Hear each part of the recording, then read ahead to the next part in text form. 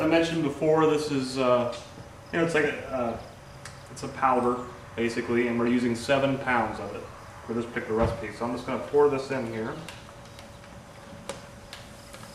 Get the first bag going.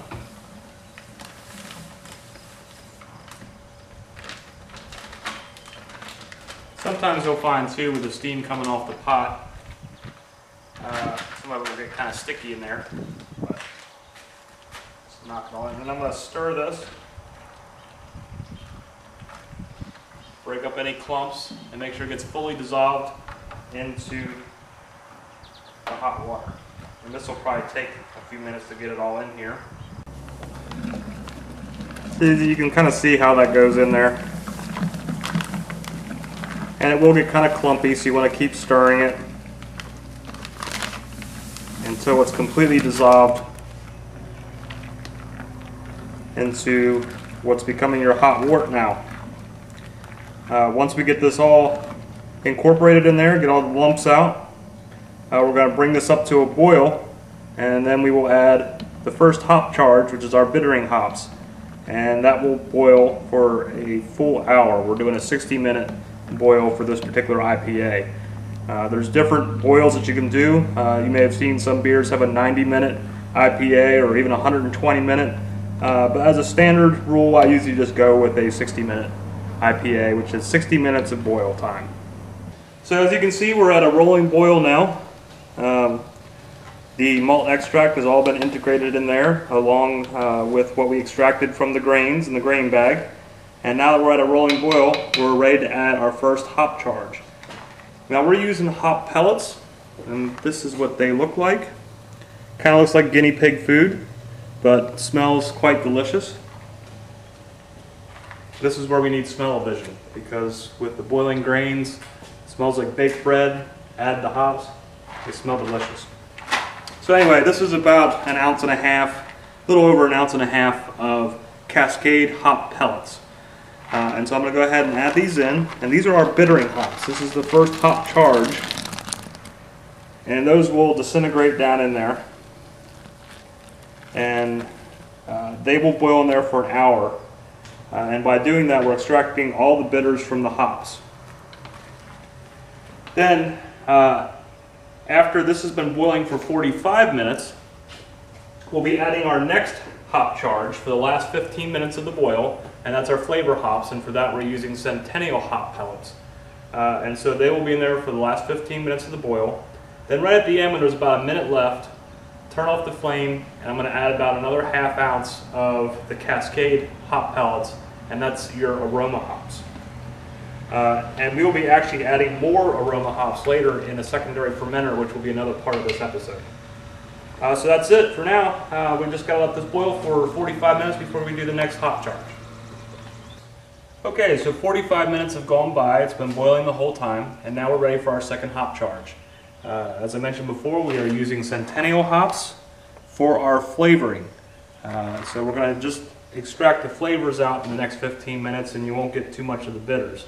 One recipe note that I should make is that the original recipe that I posted on the first segment is that we were using a 1/2 ounce of Centennial hops. However, I decided to go ahead and use a full ounce because they come in 1 ounce bags. So I figured, why not? We all like hops, so extra 1/2 ounce won't hurt anything. So, second hop charge goes in, and that's going to be in there, like I said, for the last 15 minutes of the boil. And then right when we turn the flame out, we'll add a final 1/2 ounce of the Cascades, which will be our aroma hops. And those will only be in there for just a minute or so as we start taking the wort out and putting it into our fermentation bucket. So what we have going on right now in the pot is wort. It's not yet beer because it's not been fermented yet. But that will happen over the next couple of weeks in our ale pail, and as it ferments and gets ready, and we'll cover that a little bit later. Alright, so I've put in the last hop charge and I've turned off the flame, and now we're getting ready to transfer the wort to the ale pail so that we can chill it down to 70 degrees, pitch the yeast, and start the fermentation process. I did want to mention too that once you start adding your hop charges, sometimes it's good if you, about every 5 or 10 minutes or so during your boil, just go in and stir a little bit. As the hop pellets break up, they tend to stick along the sides, and you want to just kind of scrape them off the sides and get them back down in the wort.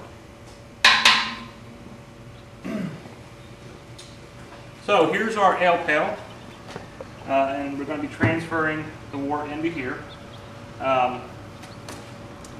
Basically what I did this morning, before we even got started, is I filled this with water and a cap full of that iodophor sanitation cleaning agent that I showed you yesterday, and just let that soak. And two things to know about iodophor: one, a little goes a long way, so I just use a cap full for a full 5 gallons of water. And secondly, it can stain your clothes, so just be careful when you're working with it. But that got everything all sanitized, make sure there's no bacteria or what I call bugs growing in there. And so we have a sanitized clean bucket, which we will now start transferring the wort into. With this particular burner, it doesn't sit up high enough. It might be good if I got some cinder blocks or something for it to set up on. But in the meantime, basically I just tilt my bucket and add the wort that way, and it works out okay. It's usually helpful to have 2 people do this.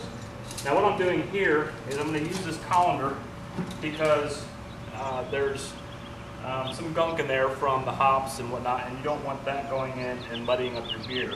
So we run it through the colander as we put it in the bucket to filter out a lot of that basically bottom mud or sludge.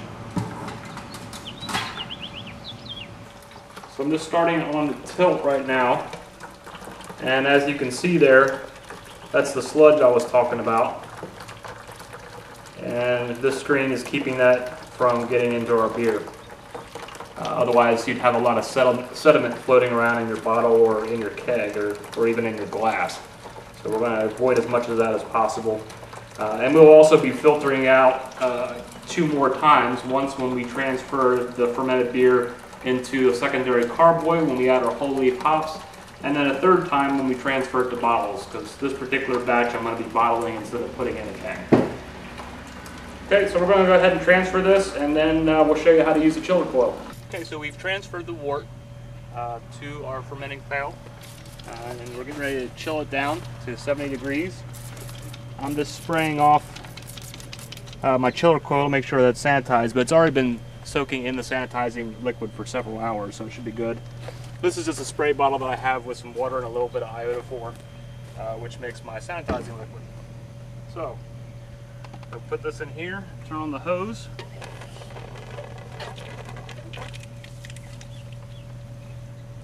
As you can see, this is the wastewater, you don't need that. This just runs straight from the hose. The water passes through the copper coils and then out through the plastic tube. And that cools the chiller coils down. And then we're going to aerate it some. As we're chilling it down, this helps get a little bit of oxygen in there. And then also helps cool it down faster.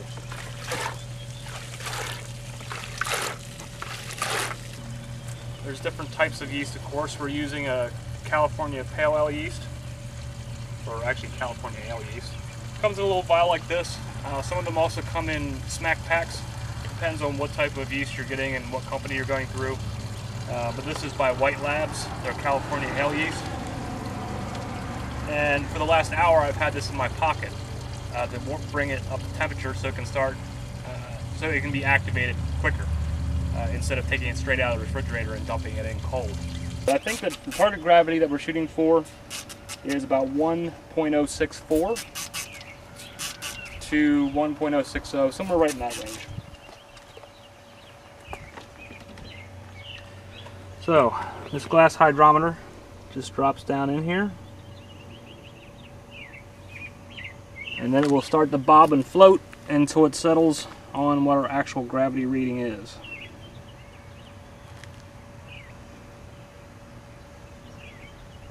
Looks like it's just a hair lower than what I expected, but I think it's still within range. It's at 1.05 going to call that 8. And so I'll make a note of that. But now we're going to pitch the yeast. So this has warmed up quite a bit. Should already start being activated. I'm just going to shake it up a little bit.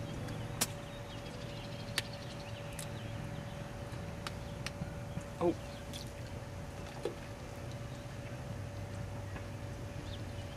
Kind of bubbly there. Almost lost it, but we got it all in there. And so we'll let that settle down in. This was also cleaned off with the iodophore. So this has been sanitized as well. Before I snap it on, I'm going to spray it off a little bit more. Make sure I get the airlock so we don't get any additional bugs in there.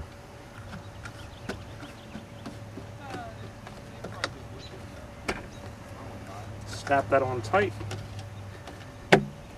There we go. So we get a complete seal. Last part's your airlock. This is going to show you if your yeast is being activated. As the yeast eats all the sugars, basically the yeast eats the sugars and then it starts farting and burping alcohol. And it's going to release those gases, and those gases need a place to be let loose so they're not all contained within the bucket. So that's what this is for. I'm just going to put a little bit of water in here. There we go.